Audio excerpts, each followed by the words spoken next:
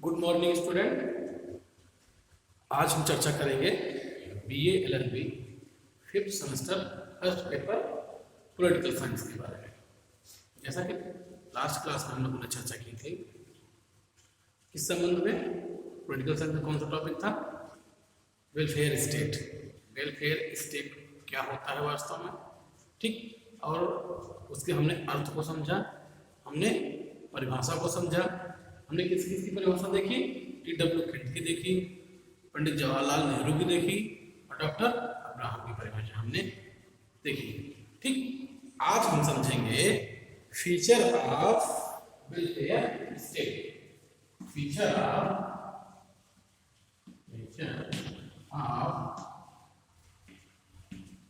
Welfare state,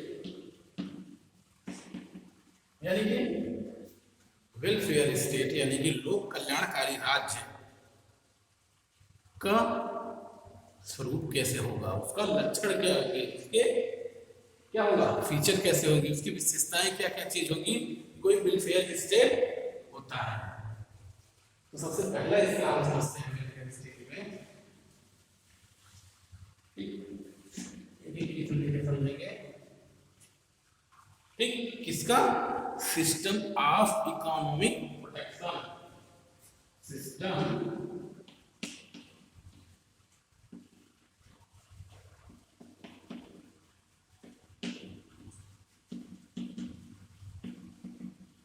ठीक, पहला क्या है? सिस्टम ऑफ इकोनॉमिक प्रोटेक्शन, यानी कि आर्थिक सुरक्षा की व्यवस्था। आर्थिक सुरक्षा की व्यवस्था में हम ये समझते हैं कि समाज में रहने वाले, जब हमने राज्य का निर्माण किया, राज्य में कौन रहेगा? लोग रहेंगे, पॉपुलेशन रहेगी, राज्य की क्या आवश्यकता थी, उसमें एक सबसे बड़ी परिभाषा क्या थी? उसका आवश्यकता तो था जनसंख्या। जनसंख्या अर्थात जो लोग वहां पे रहेंगे उनके पास पैसे, इकोनॉमिक सिस्टम कैसे किया जाएगा ताकि हर व्यक्ति, जब धन रहेगा तो व्यक्ति स्वतः ही अपने आप से ही क्या रहेगा? खुशहाल रहेगा। धन की कमी ही हर चीज की जन्म देती है, कमजोरियों को जन्म देती है। कहने का मतलब यह हुआ, आर्थिक सिस्टम, आर्थिक ढांचा ऐसे बनाया जाए राज्य का जिससे हर एक व्यक्ति की हर एक आवश्यकता की पूर्ति की जा सके। इसमें क्या है?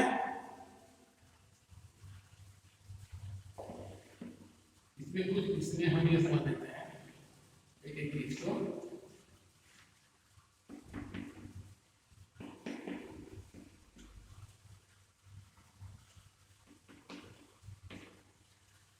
क्या? मिनिमम इकोनॉमिक, ठीक, मिनिमम इकोनॉमिक सपोर्ट, ठीक। पहला क्या है? Minimum economic support. अगला क्या है?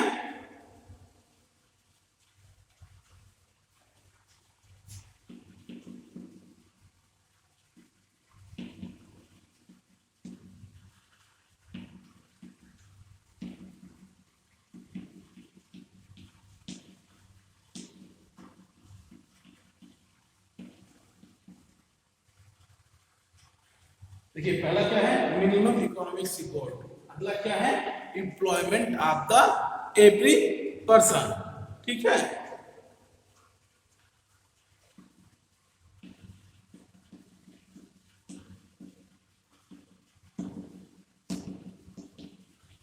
ठीक, अब हम समझते हैं सबसे पहला इसका क्या होता है। सबसे पहला, ठीक है, सबसे पहला क्या? सबसे पहला फीचर वेलफेयर स्टेट का क्या होता है, लक्षण क्या होता है कि इकोनॉमिक सिस्टम उसका पूरी तरह से मजबूत होना चाहिए। उसके इकोनॉमिक सिस्टम में क्या क्या चीजें होनी चाहिए? मिनिमम इकोनॉमिक सपोर्ट, हर व्यक्ति को अपनी आय के हिसाब से, उसके कार्य के हिसाब से, उसकी जीवन प्रत्याशा के हिसाब से क्या होना चाहिए? उसको धन मिलना चाहिए ताकि अपना जीवन वो बेहतर सुधार सके, बेहतर चला सके, बेहतर बना सके, ठीक। बात पहला समझ में आई। दूसरा क्या है? Employment of the every person, हर एक व्यक्ति को रोजगार प्राप्त करने का ये सुरक्षा होनी चाहिए, उसमें प्रोटेक्शन होना चाहिए कि हाँ, हम जिस देश में रहते हैं उस राज्य में हमें क्या मिलेगा? पूरी तरह से रोजगार मिलेगा। जब रोजगार मिलेगा तो वो अपनी आर्थिक समस्याओं का निदान कर सकता है। जब वो अपनी आर्थिक समस्याओं का निदान कर सकता है तो उससे होने वाली हर एक समस्या, उस व्यक्ति की जितनी भी समस्या होंगी उसका निदान वह कर सकता है। ऑलमोस्ट इक्वलिटी, ऑलमोस्ट इक्वलिटी का मतलब हर एक व्यक्ति, हर एक समाज में रहने वाले जितने भी वर्ग होगा, समुदाय होगा, धर्म होगा, जाति होगा, उन सबके बीच में क्या करेगा, समानता लाई जाएगी। उन सबके बीच में क्या लाई जाएगी, पूरी तरह से समानता लाने का प्रयास किया जाएगा। ठीक, बात समझ में आई? तीन चीजें। अगला क्या है इसका सेकंड में, सेकंड फीचर क्या है, प्रोटेक्शन ऑफ द, ठीक, पॉलिटिकल सिस्टम। कहने मतलब राजनीतिक क्या है, प्रोटेक्शन ऑफ द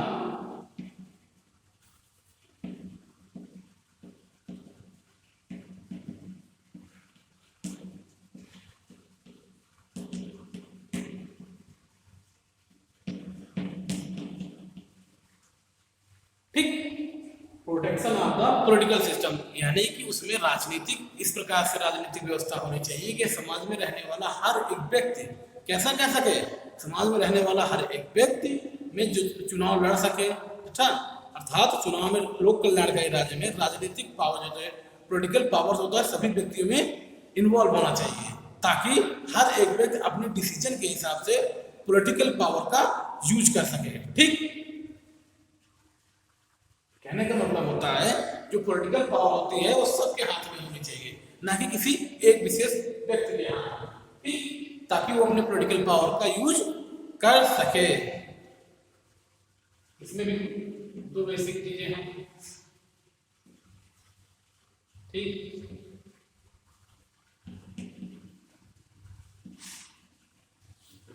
ठीक, पहला क्या है, हर व्यक्ति स्वतंत्र होना चाहिए। हर व्यक्ति कैसा होना चाहिए, नागरिकों को स्वतंत्रता है। ठीक है, इसमें दो चीज देखी जाएगी। पहला चीज क्या है, सिटीजन फ्रीडमशिप,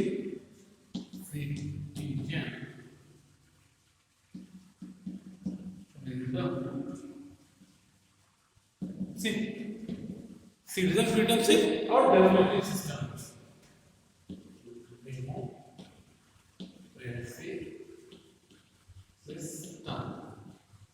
ये दो चीजों को समझते हैं, यानी कि राजनीतिक सब चीज में हमने क्या देखा कि पॉलिटिकल पावर हर एक व्यक्ति के अंदर रहनी चाहिए।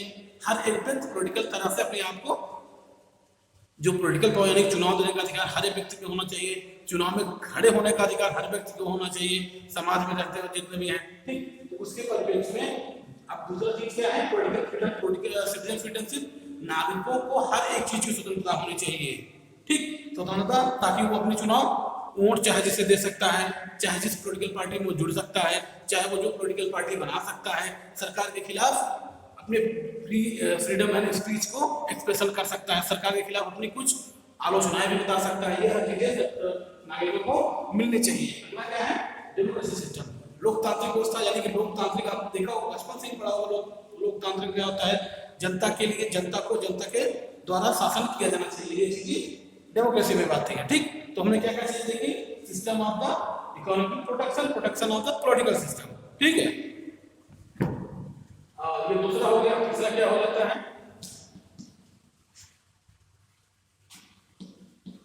Social protection.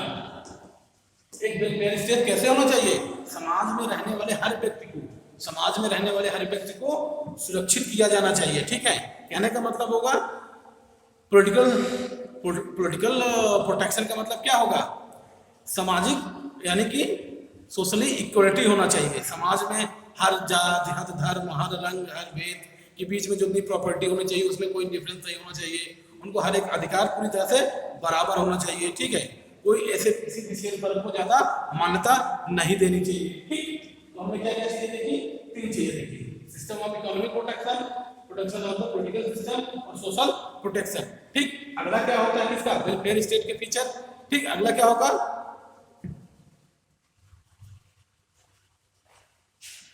अगला हम देखते हैं, तीसरा होगा। ठीक, अब हम चौथा देखते हैं,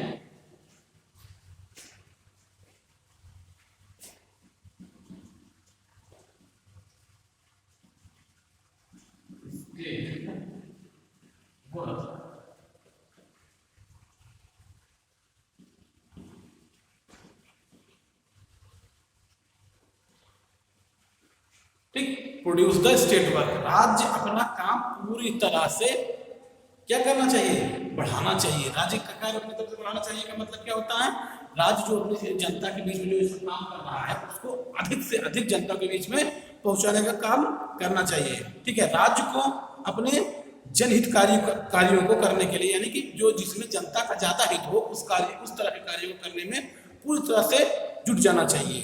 पॉलिटिकल वेलफेयर हो, जिनमें लोक कल्याणकारी राज्य जितने तभी बन सकता है जब वह जिसमें डॉक्टर, नर्स, टीचर, ठीक, व्यापारी, उत्पादक हर अपने आप को अपना काम बेहतर तरीके से कर सके। ठीक, अगला क्या होता है, तीन हमने पढ़ दिया, चौथा पांचवा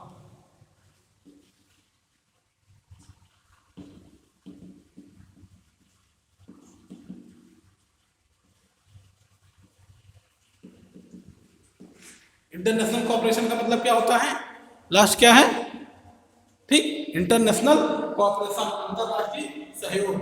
ठीक, हमने क्या क्या चीजें देखी, हमने सबसे पहले देखा इकोनॉमिक सिस्टम, ठीक, protection of the political system, फिर क्या है, सोशल प्रोटेक्शन बेहतर होना चाहिए, फिर produce the state work, state अपने कार्य को ज्यादा से ज्यादा बढ़ाए। अगला क्या है, लास्ट इंटरनेशनल कॉपरेशन, एक कल्याणकारी राज्य ऐसा होना चाहिए जो अंतरराष्ट्रीय स्तर पर जितने भी कार्य होते हैं, जितने देशों से कोई समस्याएं आती हैं, कोई व्यापार में होता है, तो वो एक राज्य के सहयोग के लिए खड़ा होना चाहिए। एक कल्याणकारी राज्य ऐसा ही राज्य होता है। ठीक, एक कल्याणकारी राज्य में ये चीजें क्या होती है, ये कल्याणकारी राज्य के सब फीचर होते हैं। ठीक, अब हम क्या देखेंगे, कल्याणकारी राज्य के कार्य क्या है, function of the welfare state.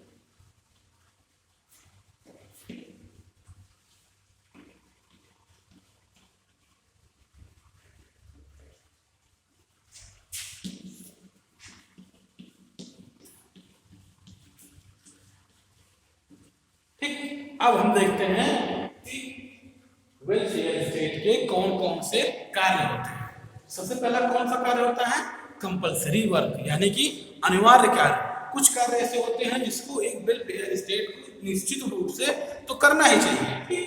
अगला क्या होता है, ऑप्शनल कार्य, ऐच्छिक कार्य। ठीक, चाहे तो वो करे चाहे तो वो ना करे। ठीक है, सबसे पहला कौन सा कार्य होता है, कंपलसरी वर्क होता है। कंपलसरी वर्क का मतलब क्या होता है, कंपलसरी वर्क कौन समझते हैं, जिसे हर एक राज्य को निश्चित रूप से वेलफेयर स्टेट को निश्चित रूप से करना चाहिए। ठीक है, अब हम समझते हैं वेलफेयर स्टेट में कौन कौन सी चीजें होती हैं। सबसे पहली चीज क्या होती है, वह अंतरराष्ट्रीय आक्रमण से इंटरनेशनल एग्रेशन से देश की सुरक्षा करे। ठीक है, कानूनों का निर्माण करे। ठीक, और क्या करे, न्याय की स्थापना करे, प्रोवाइड टू जस्टिस। यदि कोई राज्य है उसके अंदर डिफरेंट इंस्टीट्यूशन है, ठीक है, तो उसकी प्रोटेक्शन वो करे। ठीक है, यातायात और संचार जो कम्युनिकेशन है उसकी व्यवस्था करे और आर्थिक व्यवस्था की स्थापना करे। तो ये मुख्य रूप से 5 चीजें जो हैं जो इसके अंतर्गत आती हैं। सबसे पहले चीज क्या है, protection to the war, external aggression.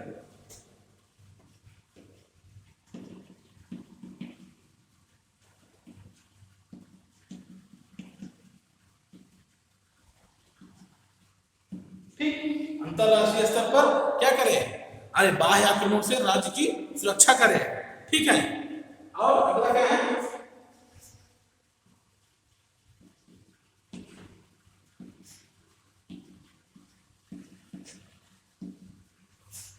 Make the law and the rule for the society. ठीक, क्या करे, protection to the external war, external aggression, बाहरी आक्रमण से कल्याणकारी राज्य। ये सब क्या है, ये निश्चित राज्य होगा, ये कार्य कंपलसरी होगा राज्य के लिए। ठीक है,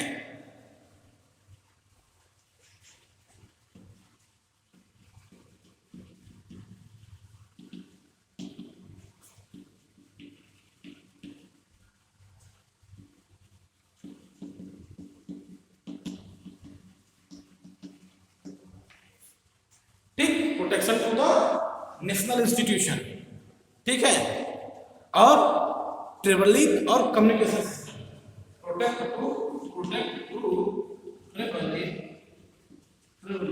एंड कम्युनिकेशन सिस्टम, ठीक, protection to the communication and communication system. Last क्या हो जाएगा इसका, आर्थिक व्यवस्थाओं की स्थापना करना, प्रोटेक्शन न establish to the economic system, establish to the economic system,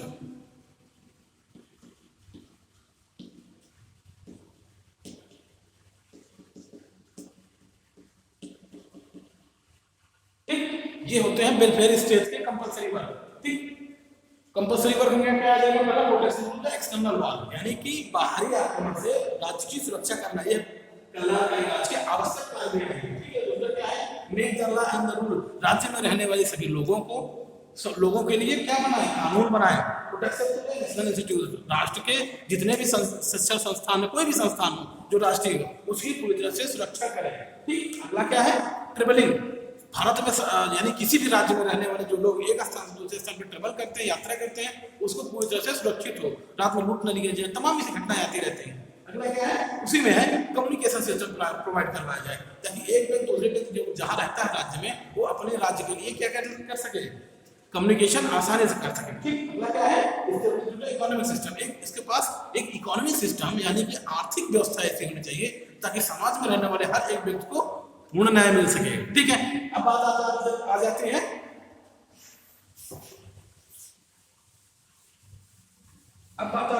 optional function पे। ऑप्शनल फंक्शन क्या क्या होते हैं, ठीक है। नागरिकों को स्वास्थ्य की सुरक्षा करना, देखिए ऑप्शनल में आ जाएंगे, नागरिकों के लिए स्वास्थ्य की सुरक्षा करना, नागरिकों के लिए रोजगार की सुरक्षा करना, ठीक है, शिक्षा की व्यवस्था करना, दीन दुखियों असहायों की जो बूढ़े हैं, जो असहाय हैं, उनकी सुरक्षा करना, कृषि विकास पर पूरी तरह से ध्यान देना, खाद्य पदार्थों को उपलब्ध करवाना, ठीक है, कुटीर और जो स्मॉल इंडस्ट्रीज हैं उनके लिए व्यवस्थाएं उत्पन्न करना, ठीक है, और समाज में रहने वाली कुरीतियों को पूरी तरह से समाप्त करना, ये सब ऑप्शनल में आ जाएंगे।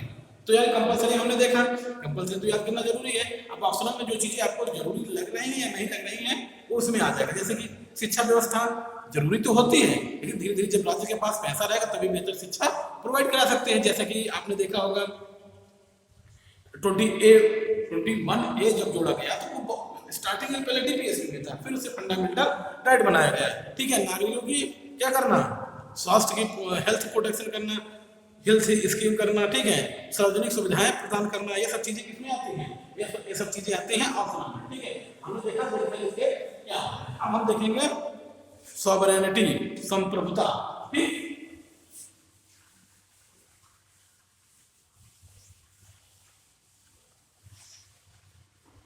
ठीक है, अभी तक हमने क्या देखा, अब हम देखा वेलफेयर स्टेट, और अब हम देखेंगे सॉवरेनिटी, ठीक। सॉवरेनिटी का मतलब क्या होता है, सॉवरेन,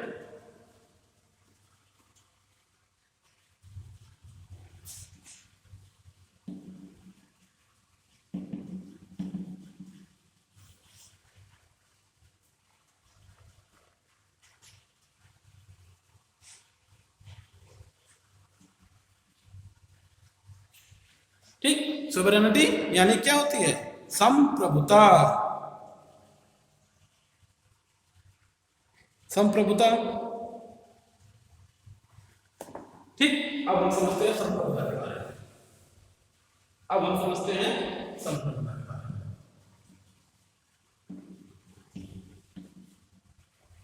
अब सॉवरेनिटी, देखिए सॉवरेनिटी का मुख्य मतलब क्या होता है, थोड़ा आज हम इसके मीनिंग अर्थ को समझेंगे, तो कल की परिभाषा और इस चीज को समाप्त करेंगे अगली क्लास में, ठीक। सॉवरेनिटी का मतलब होता है कोई भी राज्य अपने आप में पूरी तरह से स्वतंत्र होता है, उसमें आंतरिक या बाह्य तरह से कोई भी अपने निर्णय लेने में, अपने डिसीजन लेने में पूरी तरह से स्वतंत्र होता है, तो वह राज्य क्या माना जाएगा, अपने आप को पूरी तरह से सॉवरेन माना जाएगा, ठीक। ये राज्य पूरी तरह से सॉवरेन माना जाएगा। ये सॉवरेनिटी कहाँ से आई है, या अंग्रेजी शब्द सॉवरेनिटी जिसका हिंदी रूपांतर लैटिन में क्या होता है, सुप्रीम, सुप्रीमनेस, यानी जिसका अर्थ क्या होता है, सर्वोच्च। इस प्रकार से क्या हो सकता है, सर्वोच्चता कहाँ से आती है, आज समय राज्य अपने आप में जो सही या स्वतंत्र राज्य होगा वो अपने आप में पूरी तरह से संप्रभु माना जाता है, ठीक। सॉवरेनिटी हमने मीनिंग समझते हैं, ठीक है। सॉवरेनिटी की हम मीनिंग समझते हैं, ठीक, meaning of the sovereignty, meaning of किसकी,